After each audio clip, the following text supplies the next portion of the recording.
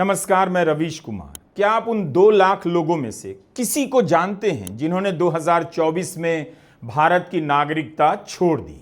एक तरफ बिहार में 8 करोड़ मतदाताओं की नागरिकता की जांच हो रही है, विदेशी घुसपैठियों के मतदाता बन जाने का भूत खड़ा किया जा रहा है, और दूसरी तरफ 2 लाख लोग भारत की ही नागरिकता छोड़ बैठे।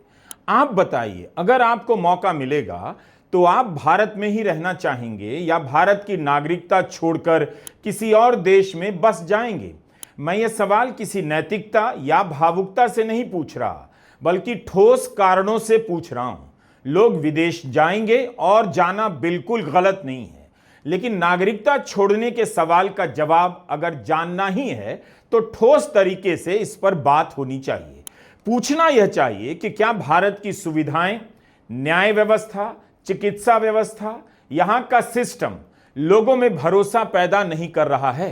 केवल उनमें नहीं जिन्होंने नागरिकता छोड़ दी, उनमें भी जो नागरिकता छोड़ने की स्थिति में नहीं पहुंचे हैं। क्या सिस्टम के ठीक होने की उम्मीदें अब समाप्त हो चुकी हैं? आखिर उसी समय में लोग भारत क्यों छोड़ रहे हैं जब भारत को विश्व गुरु बना दिए जाने का दावा किया जा रहा है? ऐसा क्या है उन देशों में जो भारत में नहीं है या हो सकता है? क्या भारत में हो ही नहीं सकता? एक साल में 2 लाख लोगों ने भारत की नागरिकता छोड़ दी। यह एक साल की संख्या है। 2015 से लेकर अब तक 15,81,000 से अधिक लोगों ने नागरिकता छोड़ी है। ऐसा लग रहा है कि भारत छोड़ो आंदोलन चल रहा है। यह जानना चाहिए कि जिन लोगों ने नागरिकता छोड़ी है, क्यों छोड़ी है। भारत के गांव में जाइए तो अक्सर लोग एक बात कहते हैं, अब कोई गांव में नहीं रहना चाहता है। लगता है यही सवाल अब शहरों में पहुंच गया है कि अब कोई इन रद्दी शहरों में नहीं रहना चाहता। सब अमेरिका, लंदन, कनाडा जाकर बस जाना चाहते हैं। इसी बात पर भारत में सर्वे होना चाहिए कि अगर मौका मिले तो कितने लोग भारत की नागरिकता छोड़ देंगे। अगर 140 करोड़ लोगों के बीच सर्वे संभव नहीं है तो जितने लोग इनकम टैक्स देते हैं उनके बीच ही सर्वे हो जाए कि अगर उन्हें दूसरे देश की नागरिकता दिला दी जाए तो क्या वे भारत की नागरिकता छोड़ना चाहेंगे या यहीं रहेंगे? आपको 2 मिनट में जवाब मिल जाएगा। क्या कभी आपने इस सवाल के साथ अपने देश को निहारने की कोशिश की है? यह देश क्यों ऐसा होता जा रहा है? एक तरफ आपको प्रधानमंत्री के आसपास भयंकर व्यवस्था दिखती है, चुस्त दुरुस्त अफसर दिखते हैं, सुरक्षा कर्मी दिखते हैं, सबका चश्मा भी फर्स्ट क्लास दिखता है। लेकिन दूसरी तरफ आप सुबह सुबह इस खबर को देखते हुए उठते हैं कि बिहार सरकार ने 70,000 करोड़ की रसीद ही नहीं दी, हिसाब नहीं दिया। किसे? संवैधानिक संस्था सीएजी को। सीएजी का काम है सरकार के वित्तीय खर्चे का ऑडिट करना। यह संवैधानिक संस्था है और इसे ही एक सरकार 70,000 करोड़ का रिकॉर्ड नहीं देती है। सीएजी ने अपनी रिकॉर्ड में लिखा है कि इस बात का रिस्क है कि इतने पैसे का गबन हो गया होगा। 70,000 करोड़ का गबन। इसका बाप जो है अपराधी हो बिहार का, वो क्या बोलेगा? बाप का बिहार का लुटेरा हो, लुटेरा। और इसी बिहार की विधानसभा में राज्य के उप मुख्यमंत्री की भाषा देख लीजिए। क्या यह भाषा लंदन, अमेरिका या दिल्ली में रह रहे किसी भी बिहारी को आश्वस्त करती है कि चलकर बिहार में रहा जाए? बिहार को सम्राट चौधरी जैसा योग्य नेता मिल गया है जो विधानसभा में तू तड़ाक, तेरा बाप कहकर बात करते हैं। सारी चर्चा इस पर है। 70,000 करोड़ का हिसाब नहीं दिया गया, इसे लेकर किसी की नींद नहीं उड़ती। ना नेताओं को जरूरत पड़ती है कि आकर हिसाब दें। पटना से लेकर दिल्ली में किसी को फर्क क्यों नहीं पड़ता? इसका बाप जो है अपराधी हो बिहार का, वो क्या बोलेगा? बाप का बिहार का लुटेरा हो, लुटेरा।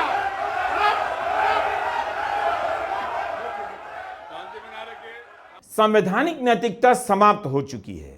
जब इस तरह की नैतिकता दिखावे की भी नहीं रह जाए तब समझ लेना चाहिए कि हर आदमी अब अपने भरोसे है। सरकारों के भीतर किसी तरह के गैंग का कब्जा हो गया है। आप ही बताइए, क्या आपको न्याय आसानी से और जल्दी मिल जाता है? मिलने की उम्मीद है, भरोसा होता है कि आपके साथ नाइंसाफी नहीं होगी? बिना घूस दिए, बिना 10 लोगों को अप्रोच किए, पैरवी किए। बिहार सरकार हिसाब नहीं दे रही है कि 70,000 करोड़ की रसीद कहां है, और वही सरकार आपकी आमदनी से पाई पाई का हिसाब मांगती है, रसीद मांगती है। आम करदाता हर दिन ट्विटर पर लिख रहा है केवल टैक्स दे रहे हैं, मिल कुछ नहीं रहा, बच भी कुछ नहीं रहा, क्योंकि जो कमा रहे हैं उसका बड़ा हिस्सा टैक्स में दिए जा रहे हैं। क्या इसी तरह के भारत के कारण सफल और ठीक ठाक काबिलियत वालों के मन में लगातार योजना चलती रहती है किसी तरह भारत से अब निकल चला जाए? क्या सचमुच भारत रहने लायक देश नहीं रहा कि 10 साल में 15 लाख से अधिक लोगों ने भारत की नागरिकता ही छोड़ दी और यह संख्या बढ़ती ही जा रही है? वो अपने मोटरसाइकिलों से आते हैं या पैदल पैदल आ जाते हैं सर? अरे बताइए, सारे से पता लग रहा है सारा सीवर का पानी है। सर बारिश का नहीं है, ये बारिश का नहीं है, सीवर सारा सीवर का है। हम लोग सीधा आते हैं थाने में बाइकों से, गाड़ियों से, हमारी गाड़ियां भी खराब होती हैं, इंजनों में पानी जाता है। क्या ऐसे लोगों को यह बात पसंद नहीं कि राजधानी दिल्ली के थाने में काम करने वाले अधिकारी इस हाल में दफ्तर पहुंच रहे हैं? नाले के पानी वाला थाना उनको किस देश में मिलेगा? 8 महीने से शिकायत कर रहे हैं और इसे सुधारा नहीं गया। कुछ भी नहीं बदलने की इतनी बड़ी गारंटी आखिर किस देश में मिलेगी? इस गारंटी को छोड़कर कोई लंदन की नागरिकता कैसे ले रहा है? भारत के निष्ठावान नागरिकों को इस हाल में छोड़कर कोई भारत से बाहर कैसे बच सकता है? दिल्ली के करावल नगर में खजूरी खास थाना है।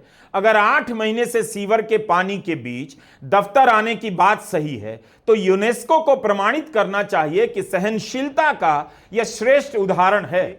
इस थाने को संरक्षित कर दिया जाए और सीवर के पानी को पवित्र नदी का दर्जा दे दिया जाए। अगर ये लोग इस हाल में काम कर सकते हैं, तब फिर उन 2 लाख लोगों को भारत में ऐसी क्या कमी नजर आ गई कि भारत छोड़कर चले गए? उन्हें नाले के पानी से भरा थाना आखिर कहां मिलेगा? ये बारिश का पानी नहीं है, सीवर का है। तब से है जब बारिश नहीं आई थी। शरद शर्मा का अपना YouTube चैनल है, सब्सक्राइब कर लीजिए। शरद के चैनल को देखा भी कीजिए, पता चलेगा कि नाले के पानी में डूबे होने के बाद भी किसी के भीतर इस बात को लेकर गुस्सा तक नहीं। कितना बच बचा कर लोग बोल रहे हैं, ऐसी सहनशीलता किस देश में मिलेगी? ये कब 6 महीने हो गए? 6 महीने, ये तो 8-9 महीने से है। 8-9 महीने से? ये तो हो गए जी करीबन 7-8 महीने हो गए। 7-8 महीने? हाँ जी। ये 10 साल से ड्रामाबाजी है, फाइल पास कराने के लिए पानी नहीं निकालेंगे। 10 साल से यही है पोजीशन। ये देखो नीचे 10 साल से, अभी कोई बता रहा था 6-8 महीने, कोई बोल रहा 1-1.5 साल। 10 साल से हम देख रहे हैं, यहाँ 16 साल से ड्यूटी कर रहा हूँ मैं। अच्छा, यही है पोजीशन। बारिश के दिनों में स्कूल की छत गिर जाती है। जो बच्चे पढ़ने गए थे वो स्कूल के भीतर मर गए और किसी को फर्क नहीं पड़ा। राजस्थान के झालावाड़ के गांव में 7 बच्चे मर गए, 2 गंभीर रूप से घायल हैं और 29 घायल हैं, जबकि उस स्कूल की इमारत के जर्जर होने की शिकायत बहुत पहले की गई थी।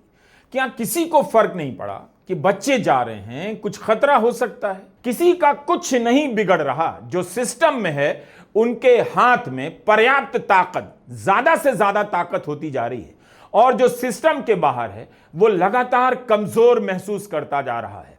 अगर आपके पास पैरवी का, सिफारिश का, पैसे का नेटवर्क नहीं है तो आप गैंग में बदल चुके सिस्टम के सामने छींकने की औकात भी नहीं रखते हैं। इसलिए इस सवाल पर पूरी निर्ममता से विचार होना चाहिए कि पिछले 10 साल में 15,80,000 से अधिक लोगों ने भारत की नागरिकता क्यों छोड़ दी? अब सरकार भी भारत से बाहर भेजने में मदद करने लगी है। सरकारों को पता है कि वे ज्यादा से ज्यादा अब यही कर सकते हैं कि पाठ्यक्रम के चैप्टर बदलकर लोगों को भरमा सकते हैं कि इतिहास बदल दिया। रोजगार पैदा नहीं हो पा रहा, इसलिए जब लोगों ने रोजगार और बेहतर जीवन के तलाश में भारत की नागरिकता को छोड़ना शुरू किया, भारत से बाहर जाना शुरू किया, तब सरकार भी इसमें घुस गई है। वह अब दूसरे देशों से वहां काम करने को लेकर करार करने लगी है। यानी जो काम लोग खुद से कर ही रहे थे और करते भी रहेंगे, अब सरकार उनकी पीठ पर मुहर लगाकर क्रेडिट लेना चाहती है। इस्राइल के साथ करार हुआ ताकि भारत के बेरोजगारों को वहां ठेला जा सके। गली गली में भारत में चाय पी जाती है, फिर भी चाय के इस वीडियो से फर्जी गौरव पैदा किया जा रहा है कि मसाला चाय कहां पहुंच गई। जिन लोगों के कारण चाय चीन से निकलकर गली गली पहुंची, उन्हीं के सामने हम चाय पीकर क्या बताना चाहते हैं? यह पश्चिम पर पूरब की या पूरब की पश्चिम पर कौन सी विजय है? ब्रिटेन और भारत के बीच करार हुआ है।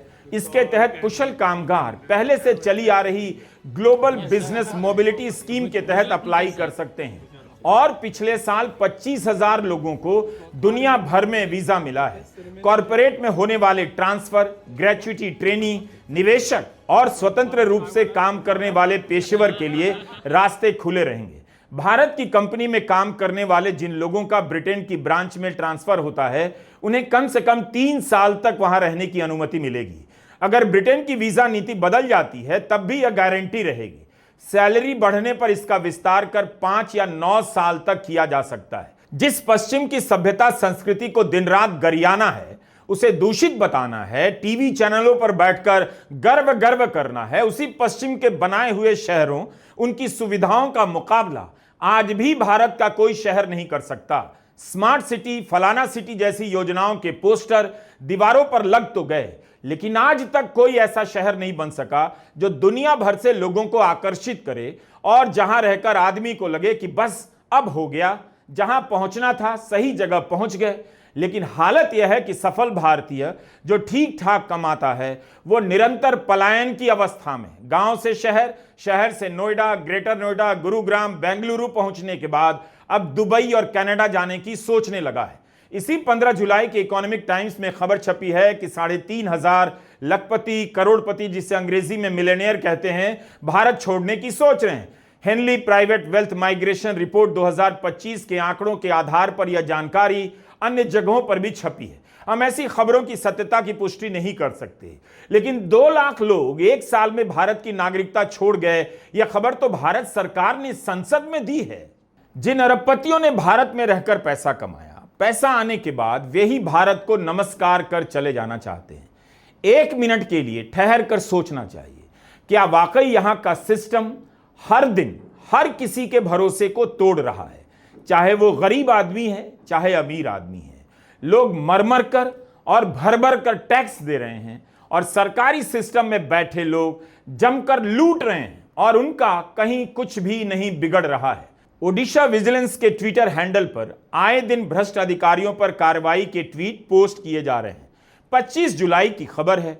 जयपुर फॉरेस्ट रेंज के डिप्टी रेंजर रामचंद्र नेपाक से जुड़े 6 ठिकानों पर छापेमारी हुई तो करीब 1.5 करोड़ कैश, सोना के अलावा 3 फ्लैट और एक 3 मंजिला इमारत के कागज बरामद हुए। 5 दिन पहले 20 जुलाई को ओडिशा विजिलेंस के अधिकारियों ने डिविजनल फॉरेस्ट ऑफिसर नित्यानंद नायक से जुड़े 7 ठिकानों पर छापेमारी की। केंदू लीफ डिवीजन केंदुझर विभाग के इस फॉरेस्ट ऑफिसर के पास 115 प्लॉट की संपत्तियां बरामद हुई हैं। 115 प्लॉट, इनमें से 53 नित्यानंद नायक के नाम पर है, 42 उनकी पत्नी के नाम पर, 16 प्लॉट बेटे के नाम पर और बेटी के नाम पर 4 प्लॉट। अनुगुल के तुरंगा शहर में 9,000 वर्ग फीट में फैला 4 मंजिल का यह मकान और 1 लाख से अधिक कैश बरामद हुआ। फिलहाल इन्हें जेल भेज दिया गया है। 23 जुलाई की खबर है। यह सब ओडिशा विजिलेंस के ट्विटर हैंडल पर है। भुवनेश्वर नगर पालिका के एग्जीक्यूटिव इंजीनियर जगन्नाथ पटनायक पर भ्रष्ट होने के आरोप लगने के बाद उनके खिलाफ हुई छापेमारी में 4,500 वर्ग फीट की बहुमंजिला इमारत, 2-2 मंजिला इमारतें, 4 महंगे प्लॉट, मछलियों के तालाब, रक्त चंदन और नारियल के पेड़ों के प्लांटेशन वाला 1.5 एकड़ का फार्म हाउस, 80 लाख के डिपॉजिट, 400 ग्राम सोना, गाड़ी, 12 सिंघे के सींग, देसी बंदूक इत्यादि इत्यादि बरामद हुई। यह सच्चाई केवल ओडिशा की नहीं है, हर जगह की है, हर शहर की हो गई है। इसकी वजह से यह हो रहा है कि करदाताओं की मेहनत की कमाई मुट्ठी भर लोगों के लिए मुफ्त का माल बन चुकी है। इसकी वजह से सब कुछ एक तरफा हो गया है। जो ताकतवर है वो मालामाल भी है। आपको पता नहीं चलेगा कि टॉप ब्यूरोक्रेट से लेकर साधारण कर्मचारी के पास लूट का कितना माल जमा है। यह इतना ज्यादा हो गया है कि लगता है कि भारत की जो व्यवस्था है, कार्यपालिका की व्यवस्था और समाज की जो व्यवस्था है, वो केवल दलालों के लिए ही अनुकूल है। आप ऐसे लोगों को फुल मौज मस्ती में करते हुए देखते हैं। इन्हें किसी बात का डर भय नहीं, नेताओं के करीब होकर आपके मालिक बन जाते हैं। लूट का ऐसा विस्तार हो चुका है जो इस चलन का नहीं है। वह भयंकर तनाव और असुरक्षा में जी रहा है, असहाय महसूस करता है। तो ऐसे में आम आदमी के पास क्या उम्मीद है? अगर आप दलित हैं, ओबीसी हैं, मेहनत करते हैं, पहली पीढ़ी के हैं और किसी तरह उच्च शिक्षा हासिल करते हैं और यूनिवर्सिटी में पढ़ाना चाहते हैं, तो वहां पहुंचकर आपके लिए दरवाजे बंद कर दिए जाते हैं। राहुल गांधी ने इस मामले पर ट्वीट करते हुए लिखा है कि संसद में मोदी सरकार द्वारा पेश किए गए ये आंकड़े बहुजनों की हकमारी और संस्थागत मनुवाद के पक्के सबूत हैं। केंद्रीय विश्वविद्यालयों में प्रोफेसर के अनुसूचित जनजाति के 83%, ओबीसी के 80%, अनुसूचित जाति के 64% पद जानबूझकर खाली रखे गए हैं। वहीं एसोसिएट प्रोफेसर के एसटी के 65%, ओबीसी के 69% और एससी के 51% पद भी रिक्त छोड़ दिए गए। यह सिर्फ लापरवाही नहीं, एक सोची समझी साजिश है बहुजनों को शिक्षा, रिसर्च और नीतियों से बाहर रखने की। विश्वविद्यालयों में बहुजनों की पर्याप्त भागीदारी नहीं होने से वंचित समुदायों की समस्याएं रिसर्च और विमर्श से जानबूझकर गायब कर दी जाती हैं। एनएफएस नॉट फाउंड सुटेबल के नाम पर हजारों योग्य एससी, एसटी, ओबीसी उम्मीदवारों को मनुवादी सोच के तहत अयोग्य घोषित किया जा रहा है और सरकार जवाबदेही लेने को तैयार नहीं। यह पूरी तरह से अस्वीकार्य है। सभी रिक्त पद तुरंत भरे जाएं। 83%, 80% पद खाली हैं। क्या इससे किसी को परेशानी नहीं? कब से इस तरह के आंकड़े छप रहे हैं? सरकार दे रही है, लेकिन अब तो इनमें बदलाव आ जाना चाहिए था। इन पदों को जानबूझकर खाली रखा जाता है, लेकिन यह कितनी बड़ी क्रूरता है। योग्य लोगों के साथ क्या हुआ होगा? इन पदों के खाली रहने से छात्रों का क्या हुआ होगा? उन्हें तो टीचर भी नहीं मिला। क्या इसमें सुधार करना इतना मुश्किल काम है? सरकार के भीतर बैठे लोगों के पास कौन से ऐसे अधिकार कम दिए गए हैं कि इनमें सुधार नहीं हो सकता? भारत में अवसरों की कमी नहीं, लेकिन अगर कोई इस वजह से नागरिकता छोड़ रहा है कि उसकी मेहनत की कमाई की कद्र नहीं है, उसकी मेहनत की कद्र नहीं है, अनफेयर समाज और अनफेयर सिस्टम है, उसे यहां रहने के लिए अच्छा शहर तक नहीं मिल सकता, सरकारी तंत्र से सुरक्षा की गारंटी नहीं मिल सकती, तो यह वाकई दुख की बात है कि इस वजह से कोई भारत छोड़ रहा है। भारत अराजक स्थिति में पहुंचता दिख रहा है। देश के उपराष्ट्रपति ने इस्तीफा दिया, किसी को कारण पता नहीं। हर दिन इनके इस्तीफे को लेकर एक नई थ्योरी आती है। इन थ्योरी में इन्हें खुलेआम लालची, भ्रष्ट सब कुछ बताया जा रहा है। लेकिन आप देखिए, खुद जगदीप धनखड़ जनता के बीच आकर बताना जरूरी नहीं समझते। उपराष्ट्रपति के पद पर रहा एक व्यक्ति प्रेस से बात करने की हिम्मत नहीं जुटा पा रहा है। आप इस व्यक्ति के डर की कल्पना कीजिए और इसकी भी कि सरकार ने इन्हें फेयरवेल तक देना उचित नहीं समझा। जब यह व्यक्ति पद पर थे, संवैधानिक मर्यादाओं की धज्जियां उड़ाते हुए कुछ भी बोल रहे थे, और इस्तीफा क्यों दिया, इस पर बोलने की हिम्मत नहीं जुटा पा रहे हैं। अजीब हाल में भारत पहुंच गया है। एक उपराष्ट्रपति ने क्यों इस्तीफा दिया, इसका कारण वह खुद नहीं बता पा रहे, आपको पता नहीं चल रहा। ऐसे में आपको यकीन करना चाहिए आप अंधेरे में हैं। इसलिए नहीं कि आपके इलाके में बिजली चली गई है, इसलिए कि आपके भीतर लोकतंत्र की उम्मीदें समाप्त हो गई हैं और आप भी इसे कमजोर करने वालों में शामिल हो गए हैं। अच्छा है प्रधानमंत्री मोदी विदेश यात्राएं कर रहे हैं, लेकिन कभी आपने सोचा इतनी यात्राएं क्यों कर रहे हैं? 2023 में चीन के राष्ट्रपति शी जिनपिंग पूरे साल में केवल 2 दिन के लिए देश से बाहर गए, रूस के दौरे पर। उसी साल प्रधानमंत्री मोदी ने 11 देशों की यात्राएं की। क्यों बार बार जा रहे हैं? क्या रील बनवाने या वाकई भारत को फायदा हो रहा है? प्रधानमंत्री मोदी की विदेश यात्राओं का वीडियो और रील, अब इन दोनों में नयापन नहीं है। कहीं का भी वीडियो हो, चाहे लंदन का या अमेरिका का, सब सेम टू सेम लगता है। विदेश यात्रा उनके काम का हिस्सा है, लेकिन क्या कुछ ज्यादा नहीं हो रही? देश में जो व्यवस्था बनानी थी वो तो नहीं बना सके, लेकिन ऐसी व्यवस्था बन गई जो लोगों को पहले से ज्यादा असुरक्षित और कमजोर एहसास करा रही है। किसी को भी जेल में डाल दो, टैक्स का नोटिस भेज दो, जमीन मकान कब्जा कर लो, पत्रकार स्टोरी करे, एफआईआर कर दो, कौन पूछने वाला है? 5 साल में प्रधानमंत्री की विदेश यात्राओं पर 362 करोड़ रुपए खर्च हुए। इस साल प्रधानमंत्री मोदी के 3 दौरे पर मात्र 67 करोड़ रुपए खर्च हुए हैं। तृणमूल कांग्रेस के सांसद डेरेक ओब्रायन ने यह सवाल पूछा है। फ्रांस, अमेरिका, थाईलैंड, श्रीलंका और सऊदी अरब की यात्रा पर 67 करोड़ रुपए खर्च हुए, 5 साल में 362 करोड़। ऐसा वीडियो आपको प्रधानमंत्री की हर यात्रा में मिलेगा। हाथ में झंडा लेकर भारतीय आ जाते हैं और भावुक होने लग जाते हैं। बल्कि विदेश यात्राओं के कवरेज में इसी का हिस्सा ज्यादा होता है और पहली खबर या पहला वीडियो सबसे तेजी से इसी बात को लेकर फैलाया जाता है। लेकिन क्या कोई पूछता भी है कि मोदी जी ने भारत को स्वर्ग बना दिया है तो ये लोग भारत के बाहर क्यों रह रहे हैं? यह भी नहीं पता कि ये लोग प्रधानमंत्री मोदी के स्वागत के लिए खुद से आए हैं या दूतावास इन्हें लाने के लिए मेहनत करता रहा है ताकि भारत के लोगों को वीडियो दिखाया जा सके कि प्रधानमंत्री मोदी का कितना स्वागत हो रहा है। क्या भारत के लोग यह नहीं देख पा रहे कि अगर प्रधानमंत्री मोदी के 11 साल के कार्यकाल में भारत के शहर इतने ही शानदार हो गए होते तो इन्हें भारत छोड़कर यहां स्वागत की नौटंकी नहीं करनी पड़ती। इसलिए जरा देखिए कि इस समय यह देश किस तरह दिख रहा है, किस हाल में दिख रहा है और आप किस हाल में दिख रहे हैं। आप भी विदेशों के शानदार कॉलेजों में पढ़ने जाएं, इसमें कुछ भी गलत नहीं। मुझे मौका मिले मैं तुरंत जाऊंगा। गलत है तो यहां के कॉलेजों को लगातार 3rd क्लास अवस्था में पहुंचते हुए देखना और स्वीकार कर लेना। अव्वल तो लोगों को खबर भी नहीं कि भारत के कॉलेजों की क्या हालत हो गई है, वहां पढ़ाई का स्तर क्यों खराब हुआ इसका एहसास तक नहीं। क्यों बीजेपी के बड़े नेताओं के बच्चे विदेशों में पढ़ने जाते हैं? उन्हें तो कम से कम यहां के अच्छे कॉलेजों में भरोसा जताना चाहिए था, अगर वो अच्छे बचे हुए हैं तब। अब अमेरिका भी समझने लगा है कि किस वजह से भारत के छात्र यहां आ रहे हैं।